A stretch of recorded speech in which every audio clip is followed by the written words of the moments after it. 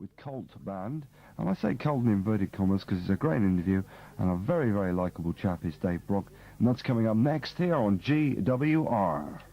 GWR, 24-hour radio for the West.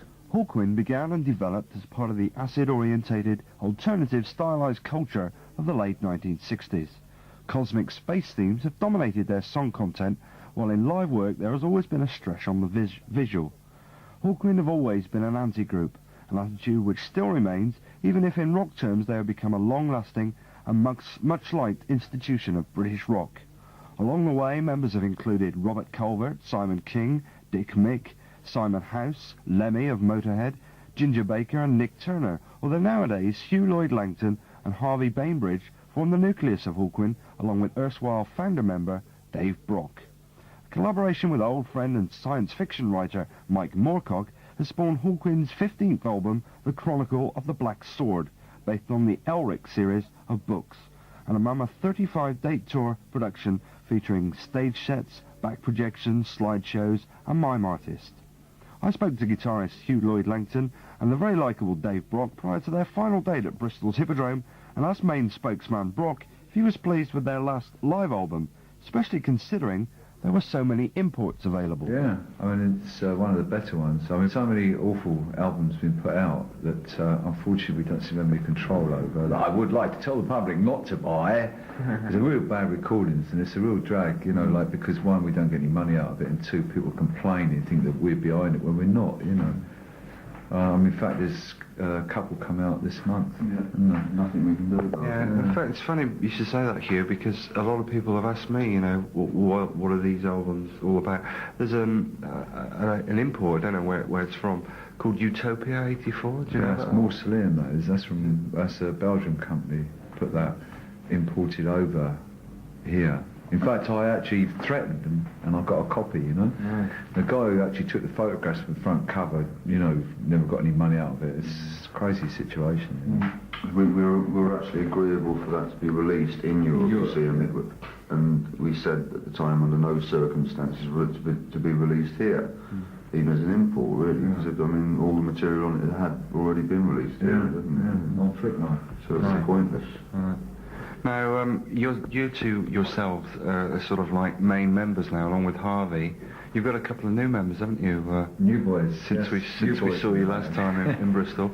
Yeah. Who is it then? Alan Davey, who's playing the bass, and Danny Thompson playing drums. Well, did they come from anywhere where we might know? Well, not really, no, because Alan had been writing to us saying that I'm your man, I'm a bass player and I really want to play in the band, I'm a real fanatic, you know. Last time you showed me bass players. Yeah, and Harvey sort of got a bit bored with playing the bass, so he went on to keyboards, and I phoned Alan up and got to come down to my house, you know, and sort of, he was really good. He knew all the old Hawkwind numbers. I mean, I couldn't remember half the things. He's really on the case. He's like Is he a fairly young guy? Yeah, I mean, both of them are young. Sort of, and Danny's his mate actually, and like Danny sort of, I mean, this is the first big tour they've ever done, and they kept together really well, you know. I suppose another $1 million question is what happened to Nick? Because he was with you last time, wasn't he, as well? Well, he left to wearing a thing on his head. Yeah, his unicorn horn. He used to walk around this little brief towel around his waist in front of young girls afterwards. No, he left to form in the city unit, you know, carry on within the city unit. And that's why we've got Tony Carrero, who lives in Wales, who's in Space Ritual, used to work with us then, to come and be the mime artist, you know, to be Elric in this show now. I'm glad you mentioned then about the Elric thing, because that's the subject of your new album. Yeah. And what an album to produce. I mean, everybody's sort of really raving about it. It's much more direct, if I may say so. But first of all, I'd like to just briefly touch on the story. It's a team up again with Michael Moorcock, isn't it? And it's, again, I've got it down here on my notes, to reconstruct the tales of Elric, Stormbringer and the Lords of Chaos. That's right, Originally 6 books, wasn't it? Yeah, and you sort of put them down into one. Yeah, that's what we had to do. We all read the books, didn't we? We all sort of... I was on the 5th book when I found out you could get a condensed single version of it. So I've actually finished all 6, but... For those people who don't know too much about this sword and sorcery business, what actually or who was Elric? Well, briefly. Elric is well, he's a king, really, isn't he? Ruler of a nation. Of a big sort of country. Basically, it's supposed to be, future or past, whatever you like. And it's a race that's become very corrupt, and he has to take loads of drugs to keep himself going. He's an albino.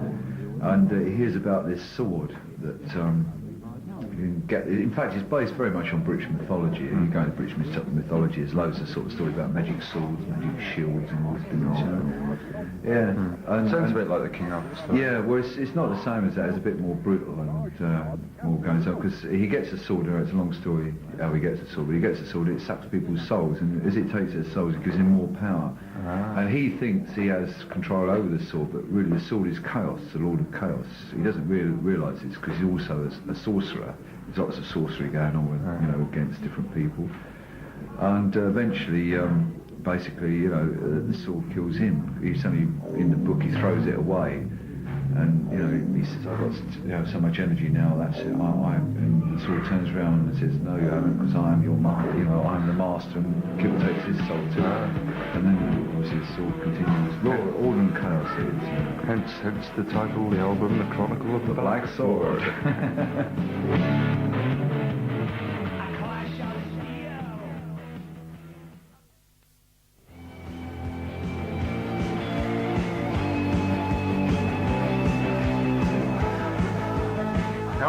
Now, I think you've been telling me 40 pies, because the last time you came in, you told me you were working on Earth Ritual. Yeah, we did it as well, but we didn't have any money to do it, you see. Unfortunately, the Earth You brought Ritual... out the preview, didn't you? Yeah, the it was going back into sort of... usually we've been doing all spacey sort of things, and we thought we'd actually get back into doing more earthy sort of things. Themes. And anyway, we did it at Stonehenge, actually. We did the Earth Ritual at Stonehenge, where we had sort of mistletoe and the sword and everything there. So we did actually do that, but to actually take the show on the road, we couldn't afford to do it because it meant having too many dancers, and so consequently we did this, instead, which... Well, a lot of people are saying it's the most direct Hawkwind and the most, in inverted commas, commercial album for quite a while, but I think it's definitely a turn, an interesting turn.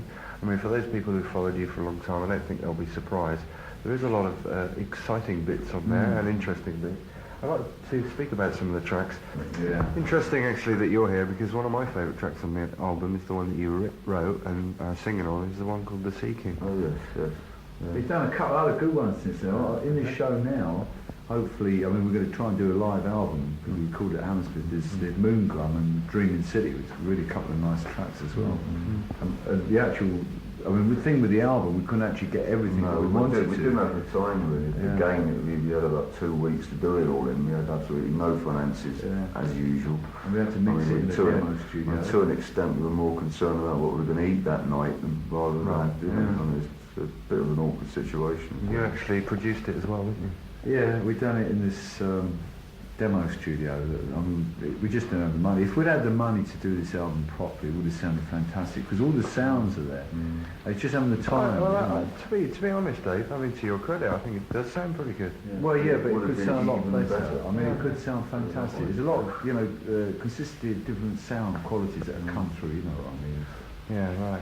One of my other favourite tracks is Sleep of a Thousand Tears, which was written by you and Mike Moorcock. That's really, especially the guitar bit, I think sort of halfway through.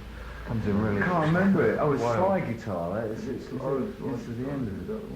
I know. I think it is. You see, the funny thing is, I'll tell you something, because we've not heard this album, Oh, really? Yeah, none of us have heard it. We actually, when we finished doing the recording... We've heard the rough tapes, obviously. Yeah, we've never actually heard a copy of the album yet. What about the stage show to go with it? Because I believe it's quite wild. The stage show is fantastic. In actual fact, this tour, it's been one of the best tours I've been on for a long time. It's really because the road crew, the light show is fantastic, and it took us a long time to get this show together. Years. I can only relate to this show. This instance is the only one I can relate to is 1976, where we had Foots Bar Theatre Company with us. And to actually, this show is one of the things I always wanted to do. It is spectacular. and the lighting is fantastic, isn't it? Yeah, so everybody works everything, really hard, yeah, everybody's together, like it's a real unit, and it's really great, you know. Those people who aren't able to actually come to the gig or whatever, see it, tell them what they've missed out about. There's backdrops apparently now. Yeah, there's projections, back projections. I mean, mime artists, dancers.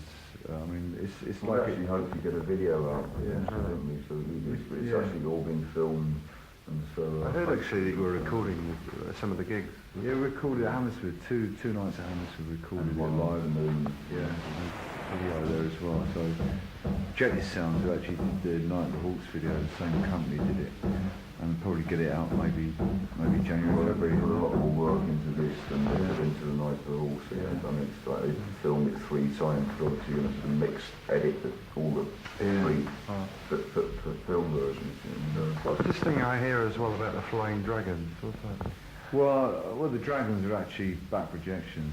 You know, Elric stands up because we've got steps going up, and the projections into the centre is like looking out a castle window. You see, and you've got back projection, and Elric goes and pick his sword up. And one of the things I wanted to do was for him to go through the screen, because years and years ago I saw Alice Cooper use his screen. Yeah, there's a split screen in strips, you know, so you can actually go through the screen, so you can actually back project on. And then come through the screen. It looks really good, though. Yeah. I mean, it's something else I'd like to get together eventually. You know. Yeah. So you're still masters of the intricate stage show and giving people something to look at as well. Yeah, I mean, hopefully. I mean, it's you know, if we can do something different, I mean, come up with a wonderful idea for the next one as well, you know. It's all part and parcel of the entertainment. Yeah, it's been a real good tour, actually. Really enjoyed it. It's a shame it's finishing today.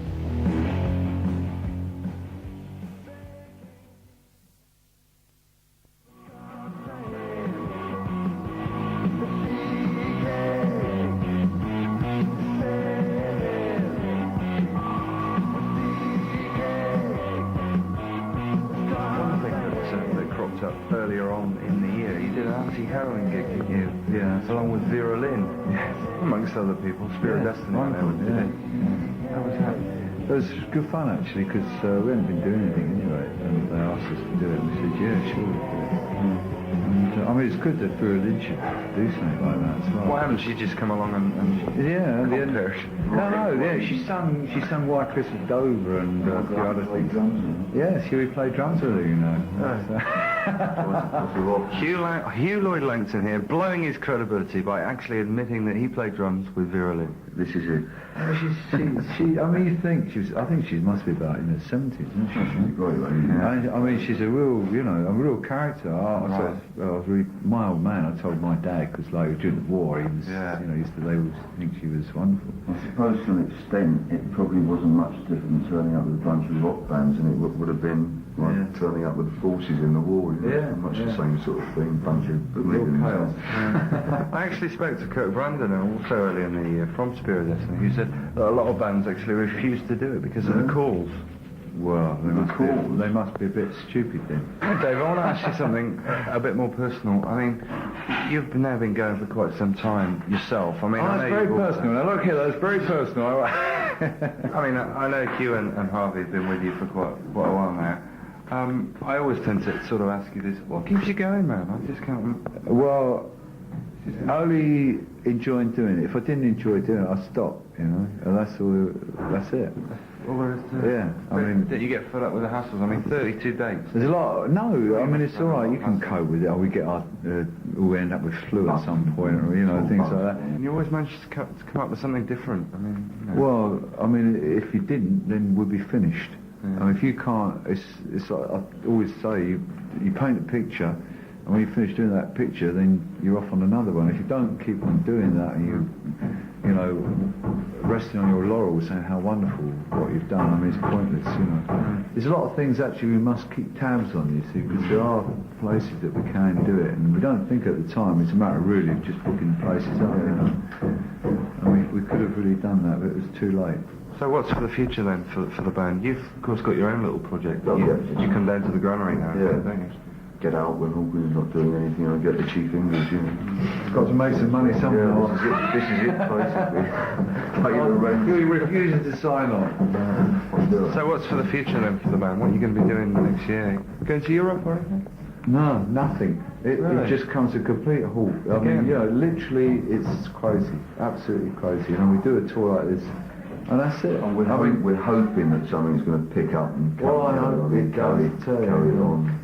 So I heard this album, possibly it might have opened a few more doors for you. I really do. We're hoping. Because I mean, we need a few doors opening up for us.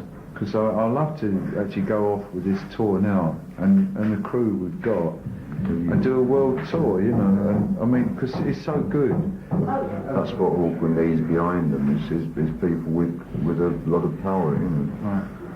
to open the doors, and people that are respected in worldwide as opposed to just in England. So if you're out there listening, any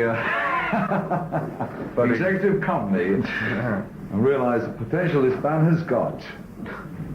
You see, unfortunately... And also the history as well. Yeah, it's got a lot of history. The other thing is, I find it's very unfortunate a lot of bands don't use their power into doing lots of different things which they will seem not to do. They seem to earn a lot of money and rest on their laurels, sit on their big houses, living it up, you know, when they should be actually using their ways and means to sort of get a few ideas and things across, which is a bit of a drag in a lot of ways, you know. But they don't. But, a few bands do, of course. Anyway, it's lovely to see you back in Bristol again. Right. Almost like one of your home Well, I mean, cities. I live in Devon, you see, so... Well, I know, yeah. But they just love you so much in Bristol. You know, they surprise me sometimes. Yeah, that's good. Thank you.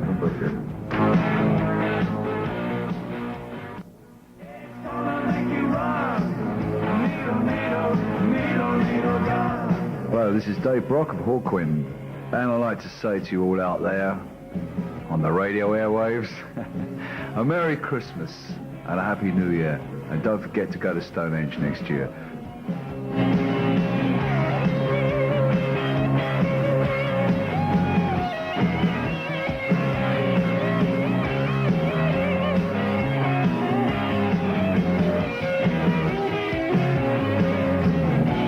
Masters of the Universe Hawkwind, and an interview with them. The tracks you heard were Song of the Swords, Sea King, and that one which is going to be the new single for 1986 called Needle Gun, all from the album The Chronicle of the Black Sword, and I've got one signed copy to give away.